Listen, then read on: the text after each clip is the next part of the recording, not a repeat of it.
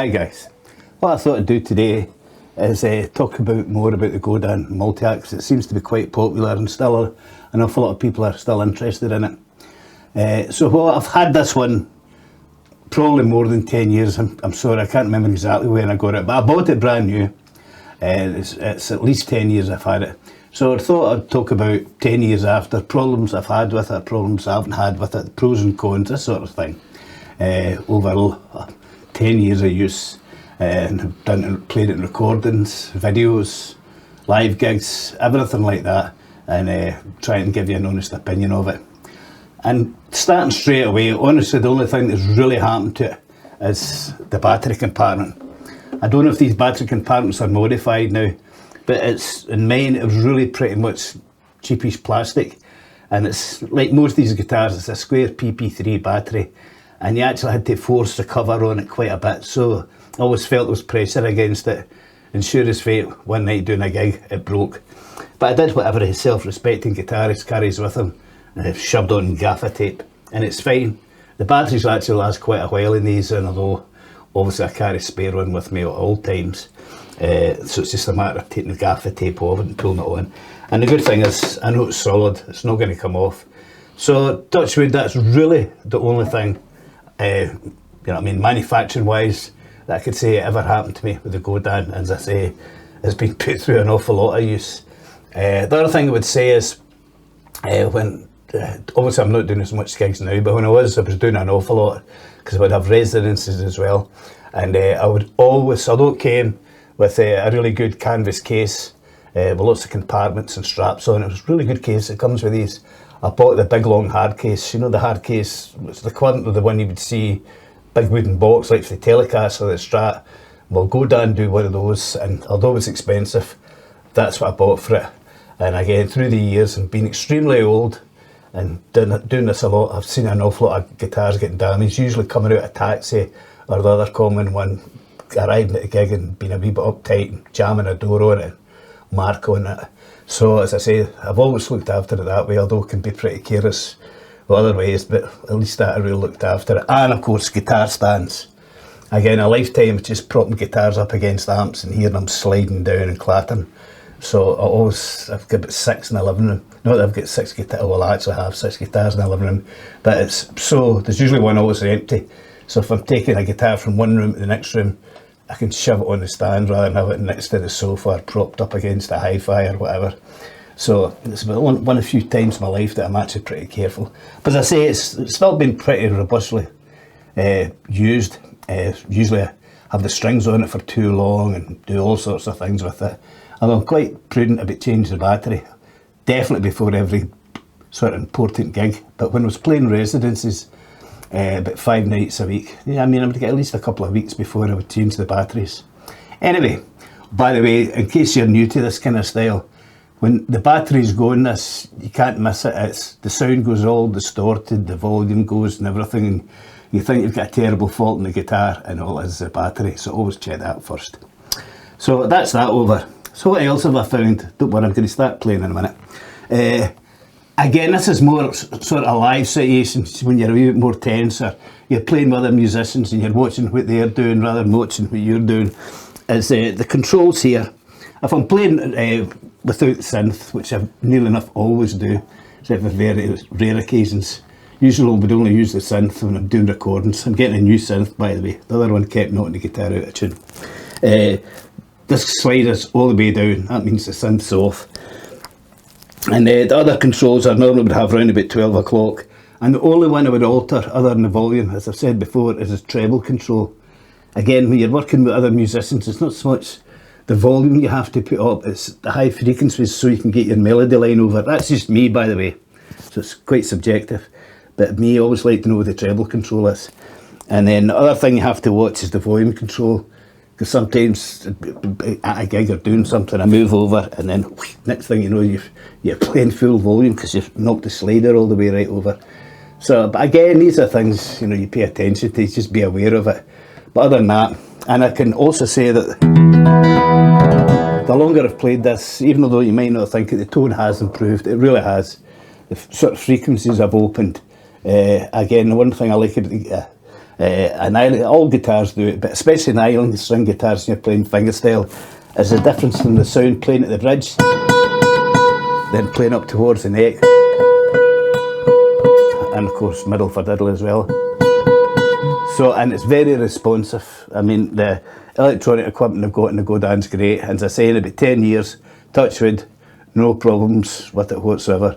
So can I recommend one? Ah, yeah, absolutely. A friend of mine has one which is a lot newer than this, and although it's slightly different, machine heads and things like that are different, still intrinsically the same guitar, and just with slight different characteristic feels in it. Again, it's all the style that you play, sort of, if you like, imprints itself on the guitar, so I think anyway. The other thing I would just say about the Godin, again I'll play in a minute, is I actually think the best tones in the Godin, and I know I'll get shot down for this, is when you play fingerstyle on it.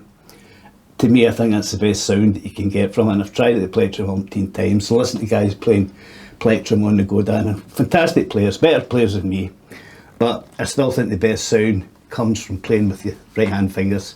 So, as I always do, I keep emphasising, have a go at it, guys.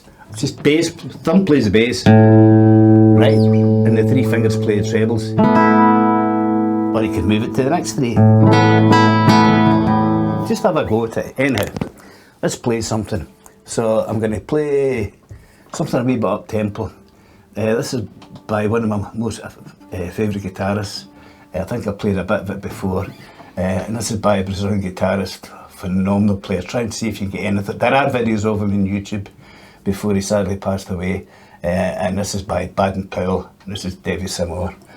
I murder it, by the way, just to give you plenty of warning.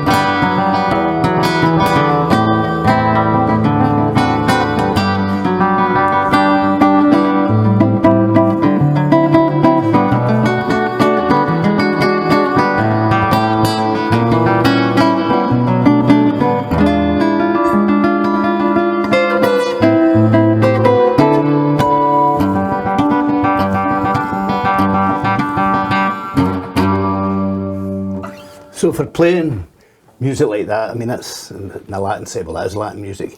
It's absolutely perfect.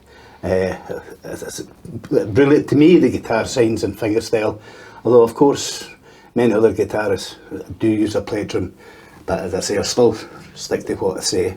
And again, you can play all sorts of different styles on it. You can play it quite cleanly here. Just now, I'm not even playing it through one of my high-end amplifiers, because it's all about the guitar, not the amplifier. And I'm using this Boss Katana again, the one with the 12-inch speaker. As I say, the reason I keep saying with the 12-inch speaker, it's nothing to do with the volume, it's just giving I can get a much more rounded, deeper sound playing a 12-inch speaker at low volume than knocking hell out a 10-inch speaker. That's what I think anyway, although like some Shetler or the Trace Elliots, they're obviously far, far superior for, you know, for amplifying, but the Boss Katana, it has an acoustic setting, which is what I'm using here. I think it's a fantastic value for money amplifier. And I've nothing to do with Roland, by the way, I just thought I'd pass that on. So as I say, the guitar is great. It's opened up for me. And as you heard me play that wee exercise at the beginning, the highs in it, the brights are really good and controllable.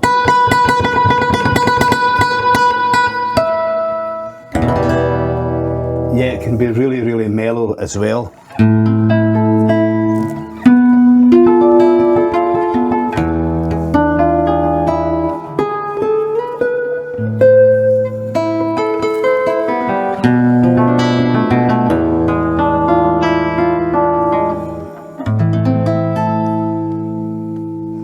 As I say, that's just a bit of reverb on the katana.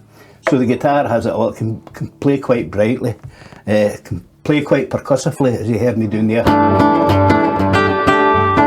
or it can play quite deeply.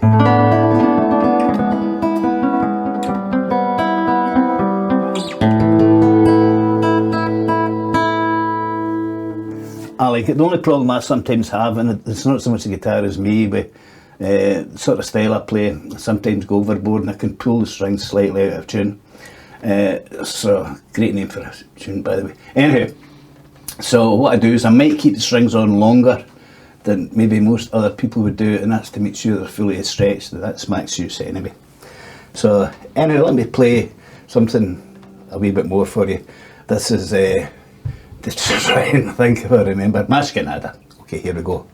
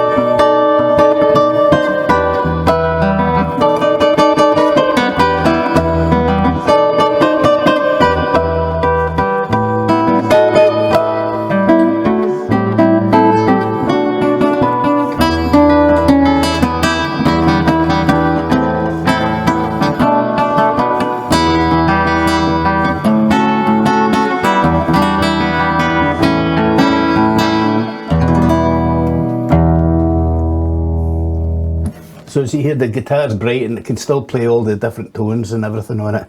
As I say, for what I do, sometimes I'll be playing with other musicians, sometimes I'll be playing solo. It's really good. And as I say, to me, one of the greatest bits of design are the guys who actually sat down and built this guitar. Is I don't have to alter the string height or the tension. If I did that, I would alter it by using different gauge classical strings. Normal tension, hard tension, super hard tension. Most of the time, I think I've said this before, I'll play normal tension strings. But if I was doing a recording, in other words, I've got plenty of time to stop and start, and I was playing a difficult piece, I would use the hard tension strings.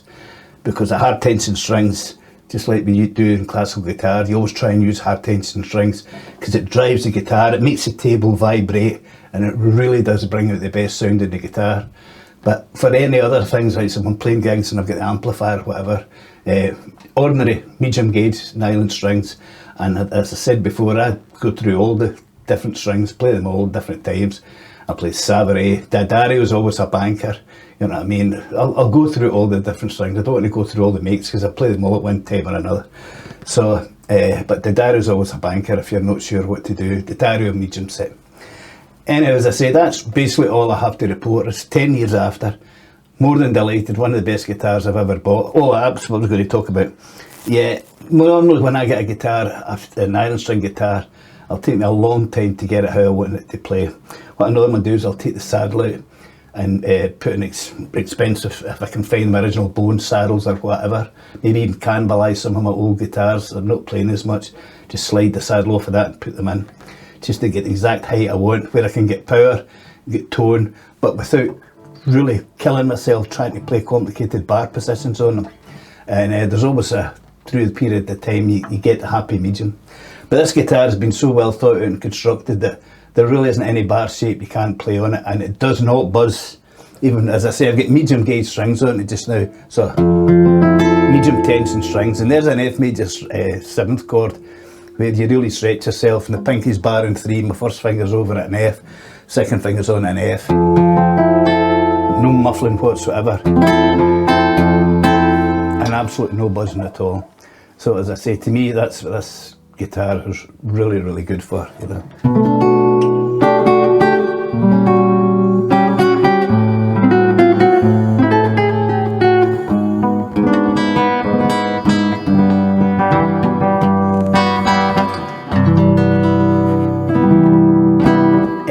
I'm more than pleased with it. I can definitely recommend it.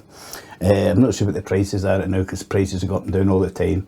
But as I say, 10 years after, a lot of use and abuse and nothing to report. That's the only thing that ever happened to me, was the battery case at the back. And as I say, always to get the best out of amplifiers, guitars, you use the best amplifier you can. And as I say, normally, if I'm doing recording, it'll be my beautiful Shetler, which I love, or a Trace Elliott, which I have. There's a Roland as well. But this Boss Katana, if you're not you don't want to spend an awful lot of money, it's a fantastic amplifier to buy, and it's got a great, really good, usable and giggable acoustic sound. Anyway, so I'll wrap it up there, and maybe do one about 20 years later if God spares me. But yeah, I can recommend it. Yeah, it's been a great guitar, reliable, everything. Just remember to change the batteries, look out for the battery compartment, and that's it. So thanks guys, thanks for watching. I'll get you some more videos out soon. Bye now.